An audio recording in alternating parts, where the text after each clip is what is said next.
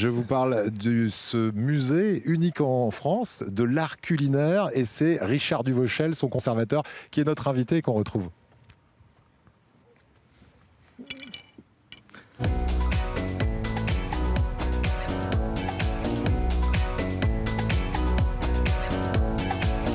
Bonjour Richard Duvauchel. Bonjour Eric. Merci d'être avec nous. Vous êtes un peu chez vous à Cannes, puisque vous avez été pendant très longtemps directeur de grands hôtels cannois, pour ne pas les citer, puisque ce sont des hôtels mythiques, le Martinez, et puis un peu plus tard le Noga Hilton.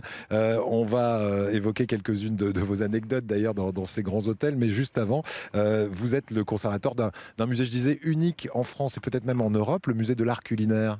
Tout à fait, c'est le seul musée d'art culinaire en France qui s'intitule Musée Escoffier de l'art culinaire. C'est à la fois la vie et l'œuvre d'Auguste Escoffier, mais également ce que représente la gastronomie française, avec un parcours assez intéressant dans cette maison qui est la maison natale d'Auguste Escoffier et qui a ouvert à Villeneuve-Loubet il y a maintenant 50 années. C'était en 1966, un peu plus que 50 ans.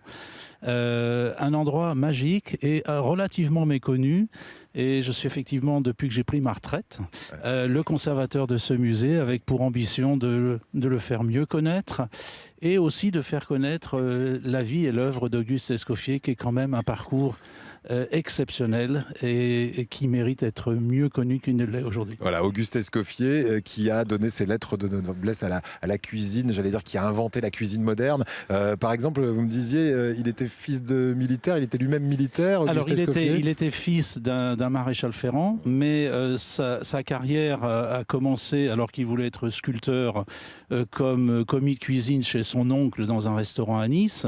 Ce qui l'a marqué, première étape, il est chef de cuisine à 24 ans à l'état-major de l'armée du Rhin, et quand le maréchal MacMahon est en captivité, il est le chef des cuisines. Et quand il rentre, il s'aperçoit que les cuisines ne sont pas organisées comme elles pourraient l'être, et il s'inspire de l'organisation militaire. Donc il met en place les brigades, où chaque poste est très déterminé dans la cuisine, le saucier, l'entremétier, poissonnier. Et aujourd'hui encore, les cuisines sont organisées comme Auguste Escoffier les a imaginées, avec chaque personne à son poste. Exactement. Et c'est ce qu'on appelle effectivement une brigade. On lui doit la pêche melba, par exemple. Racontez-nous d'où vient cette pêche melba, ce dessert. Alors la pêche melba, c'est un hommage à Nellie Melba, qui était cantatrice australienne et qui était en résidence à Londres. Il s'occupe d'elle pendant plusieurs mois et elle l'invite à venir assister à Covent Garden à la première de Lohengrin. Il est fasciné et il veut lui rendre hommage dans cet opéra. Il y a le cygne, et donc il décide de lui créer un dessert qui s'appellera au début la cygne aux pêches, la pêche au cygne plutôt, avec de la glace vanille, de la purée de framboise, et il lui présente ça dans un cygne sculpté en glace. Dans la glace, ouais. C'est son envie de sculpteur. Et plus tard, elle sera baptisée la pêche melba, qui a fait le tour du monde et qui se sert sans chantilly.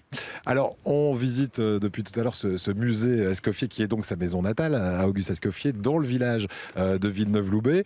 Quand on va aller là-bas, on va trouver des tas d'objets qu'on utilise tous les jours dans notre cuisine et qui sont sortis de l'imagination d'Auguste Escoffier. Par exemple, quand on veut faire de fines lamelles aujourd'hui, on a pratiquement tous dans sa cuisine une mandoline.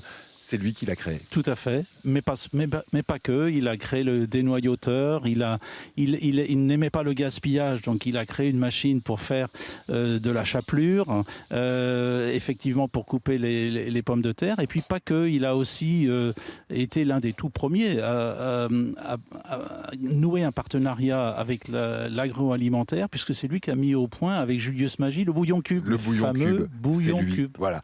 Donc toutes ces choses, quand vous visitez le musée, vous dites ah mais c'est lui, ah mais c'est lui. Et oui, il a inventé énormément de choses dans la cuisine. Et ce musée nous rappelle tout ça. Auguste Escoffier, qui est un véritable génie, qui fait encore évidemment foi chez tous les cuisiniers dignes de ce nom, puisque aujourd'hui on a même une fondation. Il y a les disciples d'Escoffier partout dans le monde. Combien de disciples aujourd'hui d'Escoffier ? 30 000 disciples répartis sur la surface de la Terre. Il est connu pour l'ensemble de son œuvre. Alors il a été un un grand cuisinier, mais il a aussi été écrivain. Il a écrit beaucoup de livres, dont le fameux guide culinaire, 5000 recettes qu'il a compilées en plusieurs éditions. Et aujourd'hui encore, c'est la Bible des cuisiniers dans le monde entier, voilà, y compris lors de la préparation du concours des meilleurs ouvriers de France. Voilà, alors comme on a très peu de temps, on va résumer en disant qu'il était le roi des cuisiniers et le cuisinier des rois. Il a travaillé pour les plus grandes tables de ce monde. Il a contribué à construire le Ritz-Carlton, par exemple, avec Monsieur Ritz. Et puis, il n'oubliait jamais d'où il venait et il n'oubliait jamais les personnes qui avaient peu de moyens pour se nourrir. C'était un cuisinier solidaire, on peut le dire. Tout à fait. Il a même écrit un traité sur comment réduire le paupérisme que j'ai découvert au musée quand j'ai pris mes responsabilités de conservateur. Et en 20 pages, il explique pourquoi n'y a-t-il pas de système de sécurité sociale en France. En 1910, il écrit ce texte au rédacteur du Figaro. Pourquoi n'y a-t-il pas de maison de retraite? Il faut s'occuper de la pauvreté, sinon on aura la guerre. Et il faut absolument faire une Europe des nations. Et il avait en 20 pages. Voilà, tout prévu. Visionnaire. Et là, on est au 19e siècle. Exactement. Merci Richard Duvauchel. J'aurais adoré vous faire raconter une anecdote. Est-ce qu'en 30 secondes, vous pouvez me la raconter? Ça se passe dans l'un des hôtels dont vous avez été le directeur. Exactement. L'hôtel Martinez, au grand temps du Festival de Cannes. Canal+. Avec Michel Denisot et Coluche, que se passe-t-il? Exactement. Il se passe que pour parler de la rentrée au Palais des Congrès, Denisot et Coluche descendent dans le fond de la piscine en scaphandre. Ils sont autour d'une table. Il y a une bouteille de champagne qui a été scellée sur la table. Et Michel Denisot interview Coluche qui balbutie, qui danse et au fond qui parle au fond de la piscine du Martinez. Un grand moment de télévision que j'ai encore regardé l'autre jour avant l'émission. Merci Richard Duvauchel.